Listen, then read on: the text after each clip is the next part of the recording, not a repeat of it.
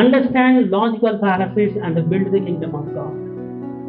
தேவனுடைய ராஜ்யத்தை கட்டத்துக்கு முதலாவது என்ன அப்படின்னா, எது போய் எது உண்மை என்றதை பிரித்து அறியணும். நாம லாஜிக்கல் ஃபேலசி அப்படின்னு சொன்னா தர்க்கரீதியான பிழைகள்.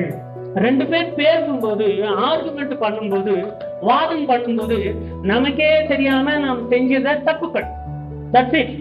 லாஜிக்கல் ஃபேலசி ஏதோ புது வார்த்தை இருக்குன்னு நினைக்காதீங்க. லாஜிக்கல் ஃபேலசிஸ்னா சில நேரத்துல நிறைய மக்கள் என்ன பண்றாங்கன்னா, நமக்கே தெரியாம ஒரு பொய்க்கு சப்போர்ட் பண்ணிக்கிட்டே இருப்போம். ஒரு பொய்க்கு உண்மை நினைச்சு சப்போர்ட் பண்ணுவோம். அதை கண்டுபிடிக்கிற டெக்னாலஜி தான் லாஜிக்கல் ஃபேலசி. இது ஒரு பாகம் தான். லாஜிக்கல் ஃபேலசிஸ் எத்தனை இருக்கு தெரியுமா? 30-40 இருக்கு. நாம் இன்னைக்கு உங்களுக்கு சொல்ல வேண்டியது 7 மட்டும் தான் சொல்லுவேன், முக்கியமானது. ஒவ்வொரு வக்கீலும் லாஜிக்கல் ஃபேலசிஸை படிச்சிருப்பார். அவர் படிச்சாதான் என்ன பண்ண முடியும்? அந்த குற்றவாளி வாயிலிருந்து உண்மையை கொண்டு வர முடியும். வக்கீலுங்கெல்லாம் கோர்ட்ல, ஆனா இப்ப இருக்கிற வக்கீலுங்கெல்லாம் உண்மையை பொய்யாக்குறாங்க, அது வேற விஷயம். ஆனால் பொய் சொல்லுகிறவங்க எப்படியாவது உண்மையை கொண்டு வர வைக்கிற அந்த ப்ராசஸ் தான் என்ன? லாஜிக்கல் தர்க்க ரீதியான பிழைகளை புரிந்து கொண்டு நாம் என்ன செய்யணும்? தேவனுடைய ராஜ்யத்தை கட்டணும். நீங்க ஒரு இந்து கட்ட சுவிசேஷம் சொல்லும் போது அவர் லாஜிக்கல் பாலிசி சொல்லுவார். உடனே அது கண்டுபிடிச்சு, இல்லப்பா அப்படி இல்லை, அதுக்கு மீனிங் இப்படிதான், அதுக்கு மீனிங் கொண்டுபிடிச்சு சொல்றீங்க இல்லையா? அவர் சொல்றது லாஜிக்கல் பாலிசி, அவர் சொல்றது தர்க்க ரீதியான பிழை என்று உங்களுக்கு தெரியணும். முதல்ல நமக்கு தெரியணுமா இல்லையா? ரொம்ப சீரியஸா இருக்கீங்க இல்லையா? வரேன் பிரதர், நீங்க சொல்றது எல்லாமே தமிழ் தான், புரியுது. புரியல பிரதர், புரியல, உண்மையாவே புரியல. புரிஞ்ச மாதிரி தான் இருக்கு. சம்திங் சொல்றீங்கன்றது புரியுது. ரொம்ப சீரியஸா சொல்றீங்க, கிறிஸ்தவம் பற்றி தான் சொல்றீங்க. இப்ப வசனம் படிச்சது கூட இயேசு பத்தி தானே. இது எங்களுக்கு தெரிஞ்ச வசனம் தான், ஈஸியா இருக்கிற வசனம், தெரிஞ்சிருக்கிற வசனம், அதை போய் கஷ்டம்னு சொல்லிக்கிட்டு இருக்கீங்க அப்படின்னு நினைக்கிறீங்களே. ஒரே ஒரு சின்ன விஷயத்தை நான் உதாரணத்தை சொல்லிட்டு போறேன். நான் கீழே எழுதிருக்கேன், நான் சொல்றேன். ஒரு விஷயம், ஒரு குறிப்பிட்ட கேள்வி கேட்கலன்னா எவ்வளவு பெரிய விளைவுகள் வரும் தெரியுமா? குடும்பத்துக்கும் சரி, தேவனுடைய ராஜ்யத்துக்கும் சரி. திடீர்னு ஒரு குடும்பத்துல ஒரு வேலைக்காரர் இருக்காரு.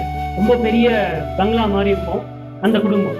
அந்த குடும்பத்துல திடீர்னு அந்த அம்மா ஓனர் அம்மா போன் பண்றாங்க. ஓனர் பேசுறேன் அப்படின்னு. ஓனர்மா சொல்லுங்க, ஊருக்கு போயிருந்தீங்க இல்லையா, எப்ப வரீங்க அப்படின்னு. வேலைக்காரர் 20 வருஷமா அந்த வீட்டுல வேலை செய்யறாரு. அந்த அம்மா உடனே நல்லா கவனிங்க, இன்றைக்கு இது வரைக்கும் தான் வசனங்கள். இப்போ அந்த வசனுடைய எக்ஸ்பிளனேஷன் நம்ம பார்க்கிறோம். எப்படி நம்ம சுவிசேஷம் சொல்லும் போது சாத்தான் மூலமாக ஏமாற்றப்படுகிறோம். ஆனா ஏசி எப்படி ஹேண்டில் பண்ணா தெரியுமா? அதான் லாஜிக்கல் பாதத்தை. ஓனர் பேச்ச கேட்டியா? சொல்லுங்கம்மா, உங்களுடைய உப்பு சாப்பிட்டவன் நான். நல்லா கவனிங்க என்னுடைய வார்த்தைகள்லாம். உங்களுடைய உப்பு சாப்பிட்டவன், நீங்க சொன்னது எதுவும் செய்வேன். அப்படியா? ஐயா என்ன பண்றாரு? ஐயா பெட்ரூம்ல தூங்குறாரு. அப்படியா?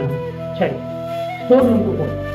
ஸ்டோர் ரூம்ல பாத்தீங்கன்னா ஒரு நம்முடைய பொருட்கள்லாம் வச்சிருக்கோம் இல்லையா, அங்க தேடிப்பாரு போ அப்படின்னு சொன்னா ஓகேமா அப்படின்னு சொல்லிட்டு செல் எடுத்துக்கிட்டு போறான். அவருக்கு படிப்பறிவு இல்லாதவர், நல்லா கவனிங்க, படிப்பறிவு இல்லாதவர் போறாரு. போயிட்டு அந்த செல்லை தேடுறாரு. தேடின ஒரு சேலைக்கு பின்னால இல்ல ஒரு பொருட்களுக்கு புக்ஸுக்கு பின்னால ஒரு கன் இருந்தது. அம்மா கன் இருக்குமா அப்படின்னு சொல்றான். ஆமா, அதை எடுத்துக்கோ. ஓகேம்மா எடுத்துக்கிட்டேப்பா. நேரப்போ ஐயா தூங்கிட்டு இருக்காரு இல்லையா, அவரோட தலையில ஷூட் பண்ணிடு அப்படின்னு சொன்னா. எப்படிமா நான் ஷூட் பண்றது? ஐயா ஸ்ரீராமச்சந்திரன்மா. நானும் அப்படிதான் நினைச்சேன்டா, நானும் அப்படிதான் நினைச்சேன். அவன் ஸ்ரீராமச்சந்திரன்ல அவன் கிருஷ்ண பரமாத்மா. ஒரு மனைவியோடு இல்ல, 50 வருஷம் வாழ்ந்தாச்சு. நல்லா இருக்கு அப்படிங்க, 50 வருஷம் வாழ்ந்தாச்சு. ஆனா ஊரெல்லாம் அவருக்கு வப்பாட்டிகள் இருக்காங்க.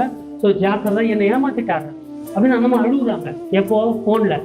இப்போ 20 வருஷமா ஒரு படிப்பறிவு இல்லாதவர் ஒரு வீட்டுல இருந்து அவங்க அந்த அம்மா தான் இவருடைய மகளுக்கும் பிள்ளைகளுக்கும் எல்லாம் உதவியெல்லாம் செஞ்சு. உங்களுக்கு தெரியும் இல்லையா, ஒரு பெரிய பணக்காரர் வீட்டுல ஒரு படிப்பறிவு இல்லாத ஏழை இருக்கும்போது, அந்த ஏழை உண்மையா நீதி உள்ளவனாக இருக்கும்போது, இந்த ஏழை நீதி உள்ளவன் இருக்கும்போது அவன் அவங்க பேச்சு கேட்பானா இல்லையா? கேட்பான். அவங்களும் இவங்களுக்கு என்ன பண்ணுவாங்க? நிறைய உதவி பண்ணுவாங்க. இல்லடா, இல்லப்பா, அவங்க என்னை ஏமாத்திட்டாங்க. அந்த அம்மா கூட வயசு இருக்கும், 70-80 இருக்கும் இல்லையா, ஏமாத்திட்டாரு அவரு. ஆக நிலை போய் நீ என்ன பண்ண? ஷூட் பண்ணிடு. மாட்டிப்பேனம்மா, என்ன பண்றது அப்படின்னா, இல்ல நான் எனக்கு கமிஷனர் தெரியும், போலீஸ் தெரியும், நான் பாத்துக்கிறேன், நீ என்ன பண்ண அந்த வேலை பண்ண அப்படின்னு சொன்னா. இவன் என்ன பண்ண அப்படின்னு சொன்னா, சரி அம்மா சொல்றாங்களே, அது உப்பு சாப்பிட்டது இல்லையா, நிறைய பேர் சொல்லுவாங்க, ஏன் உப்பு நீ சாப்பிட்டேன், டாட்டா உப்பா, ஆசீர்வாதம் உப்பா, இல்ல கல்லுப்பான்னு தெரியாது, அது ஒரு பழமொழியா சொல்லுவாங்க. இதெல்லாம் லாஜிக்கல் பாலிசி. ஒருத்தருடைய உப்பு சாப்பிட்டேன் என்பதற்காக நீ எல்லாம் கொலையெல்லாம் பண்ணக்கூடாது. ஒருத்தருடைய உப்பு சாப்பிட்டோன்றதுக்காக அநீதியெல்லாம் பண்ணக்கூடாது. சரியா? காரணம் வருகிறது, சுவிசேஷத்துக்காக தான் சொல்லுகிறேன். நேரா போனாரு, ஐயா தூங்குறாரு, தூங்குற இவங்க கையெல்லாம் நடுங்குது. அவரும் ஓனர் தானே. இப்போ அந்த அம்மா ஓனர்மா போன்ல பண்ணியா இல்லையா அப்படின்னு, இல்லைம்மா கையெல்லாம் நடுங்குது அப்படின்னா, தூங்குறாருல்ல போய் பண்ணு அப்படின்னு சொன்னா நேராக போனாரு பெட்ரூமுக்கு, அப்படியே ஷூட் பண்ணிட்டாரு. அவுட்டு, ரத்த கலையில் அவுட் பண்ணேன். அம்மா இப்போ என்ன பண்ணுறதுமா அப்படின்னு சொன்னால், நேராக வீட்டுக்கு பின்னால் போ அப்படின்னு சொன்னாங்க. சரி, வீட்டுக்கு பின்னால் போனாங்க. அந்த கன் இருக்கு இல்லையா, அதோட ஒரு கல்லை கட்டு அப்படின்னு சொன்னாங்க. கல்லை கட்டிட்டு போனாங்க.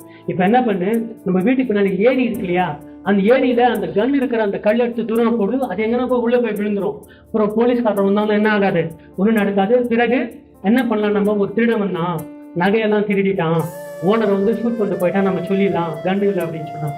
அம்மா நம்ம வீட்டுக்குனாலே எங்கன்னா ஏரி இருக்குது அப்படின்னா, வீட்டுக்குனாலே ஏரி இல்லையா, என்ன பண்ண சொல்றீங்க நீங்க? இது ஜேபி நகர் தானே? இல்லம்மா இது ஜெயா நகர். ஐயோ சாரிப்பா, ராங் நம்பர் அப்படின்னு. What is the consequence? வெற்றிட்டாங்க. இப்ப இங்க என்ன விஷயம் நடந்ததுன்னு நினைக்கிறீங்க? ஜேபி நகருக்கு போக வேண்டிய காலு ஜெயா நகருக்கு போச்சு. இவன் அந்த போன் நம்பர் பார்த்திருக்கலாம், இல்ல இன்னும் கொஞ்சம் டீட்டெயிலா கேட்டிருக்கலாம்.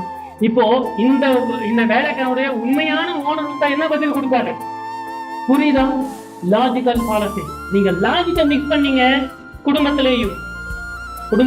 குடும்பத்தை கட்டுகிற பெண்கள், கணவர் பேசுவாரு வாதிப்பாரு, மாமியார் பேசும் வாதிப்பாங்க, சொந்தக்காரர் பேசும் வாதிப்பாங்க.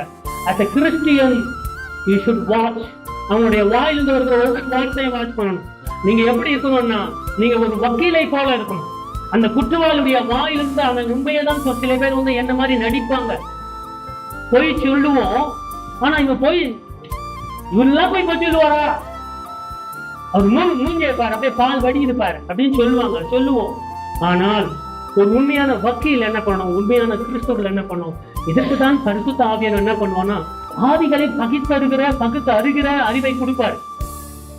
நாம என்ன பண்ணணும், கரெக்டத்தில் கேட்டு வாங்கணும். பாருங்க, ஒரே ஒரு சின்ன மிஸ்டேக். ஒரு என்ன கேட்டிருக்கலாம், முன்னாலேயே இந்த அட்ரஸ் கேட்டிருக்கலாமா இல்லையா? ஜேபி நகருக்கும் ஜெயா நகருக்கும் வித்தியாசத்தை கேட்காததுனால ஒரு உயிர் போச்சு.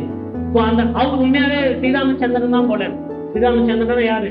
யோசேப்பை போல ஒரு நீதிமானா அவர் இருந்திருக்கலாம். ஆனால் எங்கேயோ போக வேண்டிய ஒரு போன் சின்ன ஒரு ராங் நம்பர்ல. சரியா? ஸோ லாஜிக்கல் பாலிசி ரொம்ப முக்கியம்.